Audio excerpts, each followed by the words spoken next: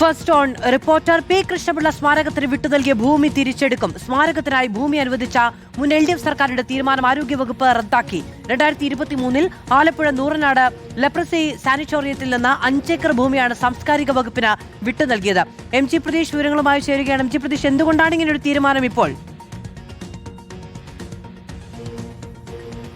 മാധു, 2023 ജനുവരി 23 ഈ Alappuzha നൂറനാട്ടെ leprosy sanatorium ആരോഗ്യവകുപ്പിന്റെ സ്ഥലമാണ്. അവിടെ നിന്ന് 5 ഏക്കർ ഭൂമി കൃഷ്ണപിള്ള സ്മാരകം നിർമ്മിക്കാനായി സാംസ്കാരിക വകുപ്പിന് കൈമാറിക്കൊണ്ട് ഉത്തരവ് ഇറക്കിയത്. അത് വയോജനങ്ങൾക്കുള്ള സംരക്ഷണമായും ഒപ്പം അവശ്യ കലാകാരന്മാരെ സംരക്ഷിക്കുന്നതിന്റെ കൂടി ഭാഗമായിരുന്നു നൂറനാട്ട് കൃഷ്ണപിള്ള സ്മാരകം സ്ഥാപിക്കാൻ അന്നത്തെ LDF സർക്കാർ തീരുമാനിച്ചിരുന്നത്. അതിനായാണ് 5 ഏക്കർ സ്ഥലം അനുവദിച്ചത്. പക്ഷേ ആ സ്ഥലം തിരിച്ചെടുക്കാൻ ആരോഗ്യവകുപ്പ് തീരുമാനിച്ചിരിക്കുന്നു എന്നതാണ് ഏറ്റവും പ്രധാനപ്പെട്ട കാര്യം.